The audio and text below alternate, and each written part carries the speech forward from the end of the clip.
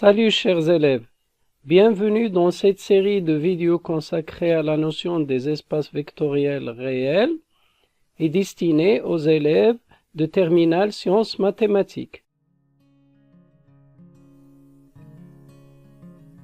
Voilà, pour définir un espace vectoriel, on a besoin d'un ensemble E qui soit muni d'une part d'une loi de composition interne plus, noté avec un rond pour la différencier du plus usuel, et d'une loi de composition externe notée par le poids à opérateur bien sûr dans le corps usuel R plus fois. Plus et fois, ce sont les opérations usuelles, les lois de composition interne sur le corps usuel R. Voilà, on dit que E muni de la loi de composition interne plus et de la loi externe point est un espace vectoriel réel s'il vérifie 5 propriétés. En fait, c'est plus que 5 propriétés puisqu'il y a des propriétés assemblées dans la première condition. Voilà. D'une part, E muni de la première loi plus interne doit être un groupe abélien, un groupe commutatif. D'autre part, on a 4 propriétés à vérifier. Ces 4 propriétés, ils concernent la relation entre la loi externe et la loi interne plus. Bien sûr, tout en passant par les lois internes sur le corps R, quand il s'agit de coefficients. Passons maintenant à l'étude d'un exemple d'espace vectoriel usuel. Il s'agit de M2 de R plus point. Plus désigne l'addition usuelle des matrices carrées et point c'est la multiplication d'une matrice carrée d'ordre 2 par un nombre réel. Le plus est une loi de composition interne et le point est une loi de composition externe, les deux sur l'ensemble M2 de R des matrices carrées d'ordre 2 à coefficient réel. On sait que M2 de R plus fois là c'est la multiplication des matrices et c'est une loi de composition interne, est un anneau unitaire usuel. Bon, la définition d'anneau nous permet de déduire que M2 de R plus est un groupe commutatif. Donc, notre première condition est vérifiée.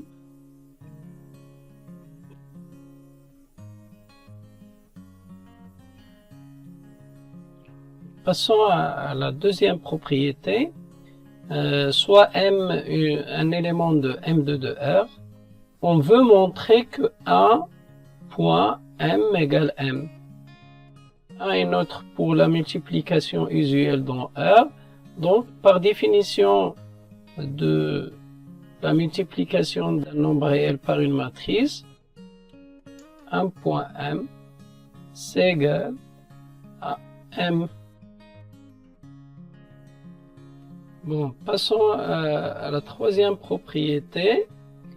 Il s'agit de prendre un élément de R, voilà, c'est alpha, et deux éléments de E quelconque. Dans notre cas, c'est M et N, c'est deux matrices carrées de M2 de R. Il s'agit de montrer une certaine distributivité de la loi externe par rapport à la loi plus, à la loi interne. Voilà, donc c'est semblable à une certaine distributivité.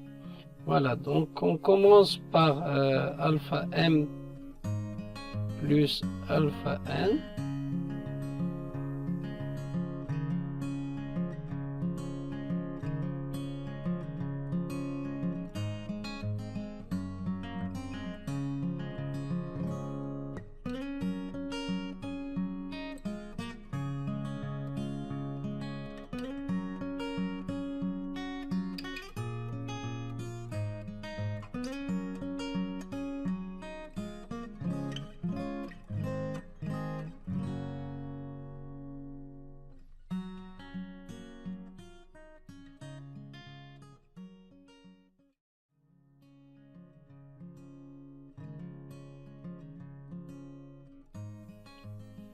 Voilà, une fois cela fait, on remarque que cette matrice-là n'est autre que la somme de M et N, par définition de la somme des matrices carrées.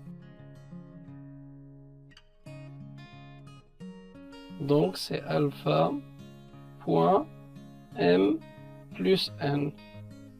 Voilà, donc c'est ce qu'on voulait démontrer. Passons à la quatrième. Voilà, donc alpha bêta appartenant à R carré et M appartenant à M2 de R, montrant que alpha plus bêta point M égale alpha M plus bêta M.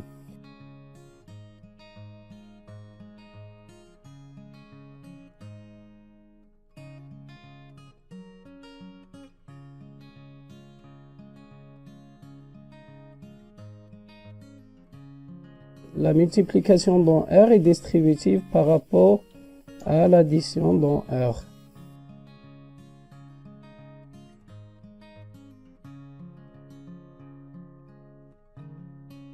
Maintenant, on peut réécrire cette matrice-là sous forme de somme de deux matrices, d'après la définition de la somme de deux matrices carrées dans M2 de R. Définition de la multiplication d'une matrice par un nombre réel, par un scalaire. Donc on obtient alpha.m plus bêta.m. La quatrième propriété est vérifiée. Passons à la cinquième. Donc il s'agit de prendre alpha bêta appartenant à R carré et une matrice carrée d'ordre 2 et de montrer ceci. Alpha.bêta.m égale alpha fois bêta.m.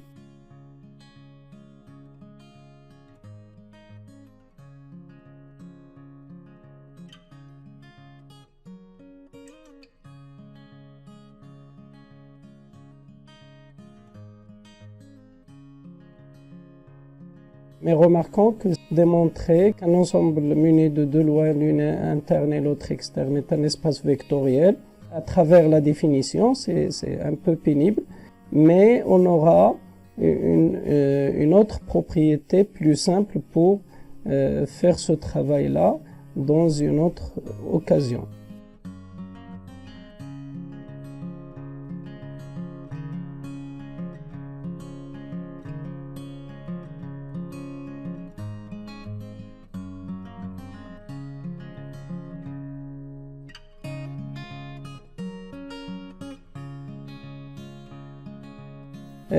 Ainsi, on peut déduire que M2 de R plus point est un espace vectoriel vu qu'il réalise toutes les propriétés de la définition.